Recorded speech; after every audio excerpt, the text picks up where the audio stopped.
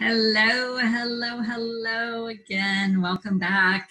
My name is Lysa Allman-Baldwin, and this is a brand new episode of Voices for a New Humanity. Voices for a New Humanity is a series of conversations with all kinds of amazing and brilliant people across the globe that are experiencing what we're calling new humanity, which is a birthing of something that which is coming, something from, we kind of started these in the midst of the pandemic, but when we lean into new humanity, what we're finding is that there's almost a whole new consciousness of kindness and compassion and collaboration and innovation and creativity and beauty, and that it's actually already here now. So I am so loving these conversations. I hope that you are as well. And I want to introduce you today to my special guest, Lysa Allman-Baldwin. And Lysa and I came across each other across past, 6, 7, 8, 9 months ago, maybe something like that, because we were both putting out brand new books. And so I want to tell you just a little bit about Lysa. She is a gifted storyteller. She's a speaker. She's an author, obviously.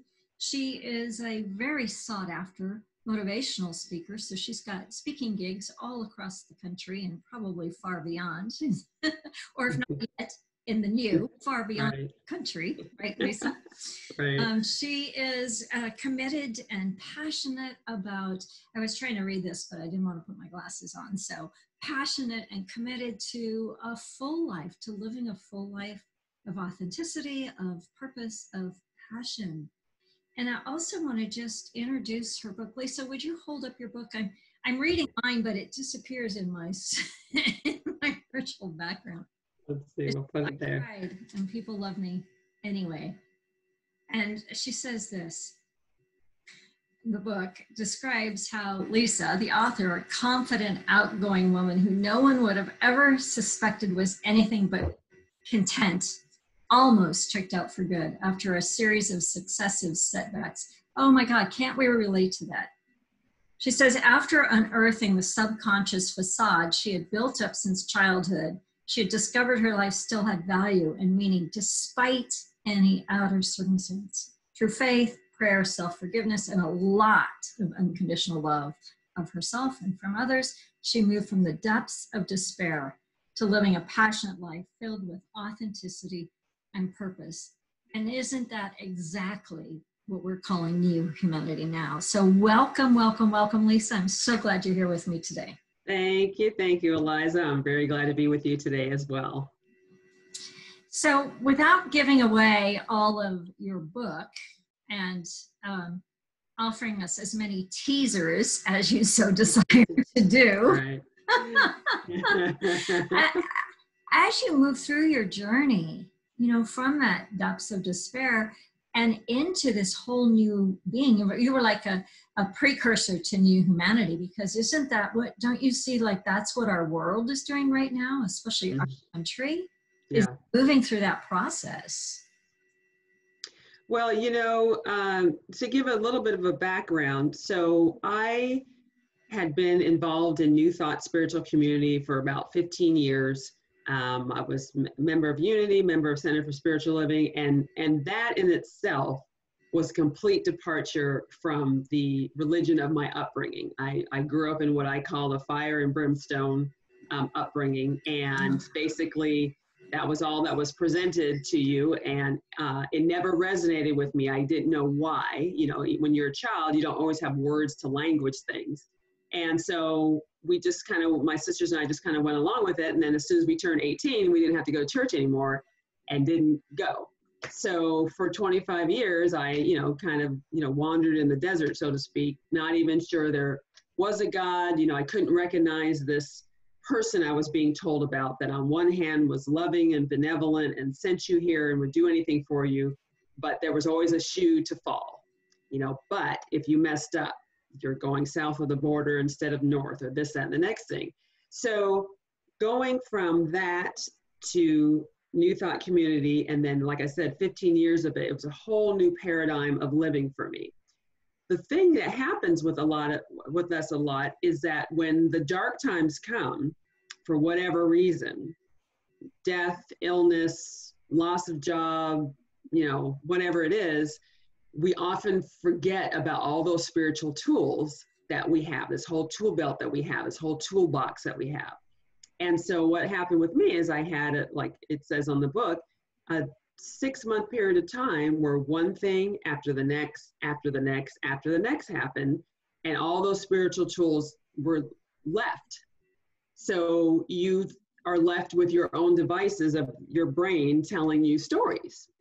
And that can be a scary place. A scary place. And what I learned coming out of that, as you were saying, of this new birthing and rebirthing of myself, is that even though I had done a lot of work on myself and had these spiritual tools and had been to counseling at different times in my life, there's still more buried way deep down in the recesses of your body and your mind and your spirit.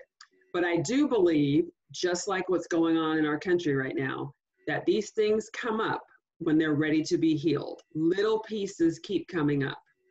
And that's how I was actually able to start moving through from the darkness to the light with a lot of help. It was not just, the light bulb went on and, oh, wait, it was a lot of help, a lot of work, and a lot of time. But I wouldn't have a lot of things that I have now if I had not gone through that rebirthing process. The book, the speaking, the workshops, the deeper understanding of myself, who I am, who I came here to be on this earth, all of that would never have happened without those dark times. And so I'm grateful, not that I want to repeat them, but I'm grateful for them because there were so many lessons and blessings in them. Yeah, we call those, in the arena that you and I play really a lot, we call that the dark night of the soul. And it's not like it happens once, but yeah, it's the stripping away. And you say you can't use the tools, but it's like the tool belt disappears. Right. And what we're seeing now, using sort of different language, is this whole really complete breakdown of the systems that we all knew didn't work. Right. We all knew they weren't good systems. Right. Right. Our healthcare, the racial divide, the police brutality, the economics. I mean, we go on and on. And so we take, having gone through that experience yourself and having gone through, coming into the light really again, it's a different light. It's a different light than the light you had before you started that succession of breakdowns. Right. Exactly. It's just, like you pointed out, it's different light in the front end and to the coming out end. It's a different process every time. Every time you go through a tough time, it's not the same tunnel that you're going through. There are different bits and pieces and different people along the way and different situations to help you along that journey. And I always equate it to that phrase that says, life is like a rainbow. You need both the sun and the rain for its colors to appear. So it's a different rain every time. It's a different deluge. It's a different monsoon, whatever it is for you. But it's another different rainbow too. It's not always the same 5 colors of that rainbow. It's always something different and another pot of gold that it lands into. So let's talk about how for you, like one of the differences, like what we know to be true is it's not necessarily different on the outer first. It's like an inner. For me, it's like you're talking about the rain. It's like the freshness that comes after a downpour. Right. Like, oh, there I am. But it's like what else is it for you coming through the other side? Like do you see different and feel different and hear different? Mm-hmm. Well, like I said, a lot of it for me was a more deepening of my understanding and another layer of uncovering those old childhood stories and hurts. Certainly there were layers of that onion that were peeled off over the years, over being in New Thought and over, taking classes and going to counseling, all of that thing. But there's still layers to pull back because there's, as you have a lifetime of things. And for me at that point, I was 52 at that point. So kind of when I look back, it's like, well, that's 52 years of stuff. Even though some has been unraveled, you still can't unravel it in 5 years or 10 years or 15 years. There's always something that's going to come up. Something's going to happen, that brings it more to the forefront. So it's really more of, I just feel like I'm a different person through each of those experiences, and how I choose to look at, well, what was in there for me to learn? Because as you know, in New Thought, we say nothing happens to you, everything happens for you. So once you understand that, and language, even how you talk to yourself about that, it makes a complete difference. Okay, well, and saying that something doesn't happen to you doesn't take away your ability to say, this hurts, this person passed away, this person left, this job disappeared, this money, I lost my finances, or whatever it is. That doesn't take away your ability to acknowledge your suffering, so to speak, or your pain in that. But it's saying, well, what am I going to do with it? What am I going to do with it? I didn't have, this wasn't my choice, and I didn't have any play in how this came out, but it's here, it's on the plate. So what are you going to do with it? So shall we be so bold as to say, as to ask, as to contemplate, okay, given what we stand in right now in our country, knowing that it's coming up for our greater good, knowing the pain and the suffering that's happening for millions of people, the uncomfortableness that where we think, we know, we call forth that we're in this breakdown for a true change. So what are some tools that you would give our listeners who are struggling, who are suffering in this moment in time? Right. Well, the one thing I would say is nobody has the right answers for any given situation. There's always at least two perspectives. There's always more. And I think often what we do is we shut down one or the other person's opinion, or we look to one person to be the voice for a certain group or a certain situation, or the people that are in the situation, maybe that are having the challenge. When other people try to step up and say, hey, I wasn't aware of this, or what can I do, or I feel helpless, then that side gets shut down. So there's got to be cross communication at all times. You don't have to agree on what each other is saying. You don't have to necessarily understand it right in the beginning, but if there's no communication, nothing ever gets solved. And that's kind of, might sound for some people band-aidy, because that's a word I just made up, band-aidy. And it's a good word, band-aidy. Yeah, because these things that have been happening, it's been decades, hundreds of years. So it's not, like you said, it's not anything new. But I think I was having a conversation with some people the other day. I think what people also need to recognize, at least in our country, from the very beginning, very, very beginning, it has always been one culture dominating over another, one religion over another, one group over another, one gender over another. It has been like that for forever, since the first people came to the United States and the Native Americans were here. So, if we're going to play the blame game and who's not doing enough or whatever, you kind of need to turn your finger to yourself, because we're all in this. We're all in this in one way or another. We're all a part of how it got this way, and we all have to be a part of changing the dynamic and moving the needle. It's just a matter of, this ship has been going this way for a long time. It's going to take time to turn it around. So how are you in this time? How are you personally navigating? Because there's a lot of stuff up, and so just, girlfriend to girlfriend, soul sister to spiritual sister, how your heart today in navigating all of this? What comes up for you? Well, for me, it hits a lot of personal buttons. I've had personal experiences with racism, with police. I wouldn't say brutality for myself, but inappropriateness and harassment. It's happened in job sectors, it's happened in shopping, and I have two sons, 19 and 21. And so when I see these types of things in videos, and I refuse to watch this last video or anything, but when it comes up, what I see in my head is that could have been one of my two kids. Yeah. Or their friends, or myself or some other relative. So it's kind of hard sometimes to hold the light for a better world, be in the real world of, you can't be blind to what is actually going on, and not being scared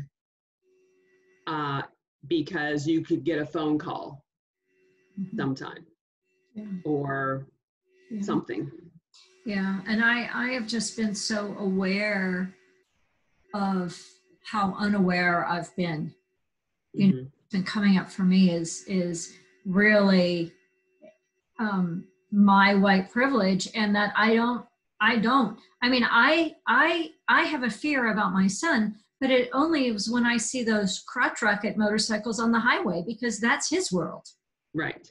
And so I have that, but I can't even, that's like, and we're not comparing, but kind of, that's like a raindrop. Right. What's real right now. So right. We could go on in this conversation for a long time, and maybe we will in another time, but I kind of come back. I don't want to stop this. Yeah. And I'm watching our time, but I also want to kind of bring it back into really what is our new humanity now, and like land in that and hold it, but not with a spiritual bypass. Right. Right. Within the midst of it, for you today, how do you hold both worlds? How do you hold the reconciliation of knowing that we're going to get through this, coming through our breakthrough, coming through our metamorphosis, coming into a new humanity where all people are equally valued and not just by word? Right. Reconcile that with what we stand in today. I mean, just to throw you a little, one word. Yeah. Well, I'd have to be honest and say that that's a tough one. If we are going to say in the good times that we stand in spiritual principle, that we believe Spirit sent us here for a purpose, that we are a link in a chain of consciousness that goes on forever and ever, both in the human world and in the spiritual world. If we are going to say that when the times are good, we have to stay with that when the times are challenging. Because if we're saying that's absolute and we know it and we believe it and we stand in that, that means it's all the time. How do we straddle that line of that on our divine spirituality and our divine humanity? Sometimes one leg is further on one side than the other, but we got to bring it back to the center, knowing that all of that is a circle, and we just have to listen to whatever the small voice is that's telling us whatever action we need to take, or words we need to use, or conversations we need to have, or changing our thought patterns, or things we write, or it's going to be different for everybody, but we have to stand in our knowing if that's what we say we believe. And so I'm struck as you're saying that, bringing it back to your book, I cried and people loved me anyway. That, I mean, when I said that, I've got this wave of body chills. This could be one of the pathways through. It wasn't happening like it is now when you wrote the book. Right. But having gone through your own experiences and coming through the other side, you have a the word I want to say is tangible, but not a palpable. You know that experience. Yes. Right? Yes. So you can stand, you meaning all of us, right? Yeah. And it is a journey, and it is a breakdown. And I really know and trust and hope and call forth the breakthrough. Right, right. Yeah. It's funny because that you say you got chills from that title. It's interesting because that was the title that Spirit gave me for the book from the day one when I heard the voice saying, "You're going to write a book." And my first response was, "Excuse me?" You're the wrong person here. Right. I'm going to write a book and tell everybody about this. But what I learned is everything that we're trying to stuff down, hide, don't want other people to see, don't want other people to see we're broken or don't have it all together. That is exactly what other people need to see because they're walking around doing the same thing. And so what I was told in counseling was when you're authentic and vulnerable in front of other people, it gives them permission to do the same thing. And I have to be that with myself all the time because I'll catch myself falling into an old habit of, well, I don't want to do this or don't want to say that. And that's different from just telling everybody your business. You have to be in safe circles and share with people who are actually going to uphold and everything. But there is so much more power and value in being authentic and real and saying, hey, I'm struggling with this, or I don't understand this, or I realize, like you said, I realize I had this privilege I didn't have and I feel bad about it. Or, can you answer some questions for me? You're not looking to me to be the answer for everything or to speak for a whole group, but you're saying, hey, this is a new thing for me. Would you be willing to be in conversation with me? Have that sweaty 10-minute conversation and maybe we'll both learn something. And I'm being vulnerable and saying, I didn't know. And I can be vulnerable and saying, this is distressing or whatever it is, but it goes back to that communication. Yeah. And it goes back from communication then to community. And the truth is we really are all one. And our world and our experience and our life and our country has not known oneness. Maybe Right. we think we know it, but I think that's part of what's coming in the new. And that's part of why all of this has to be revealed. Yes. So yes.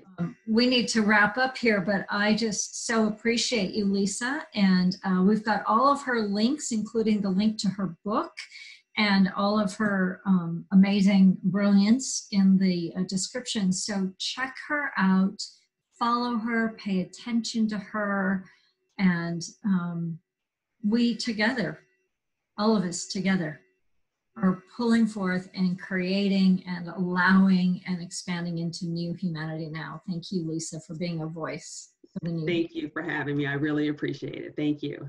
Yeah, you're welcome. Bye, everyone.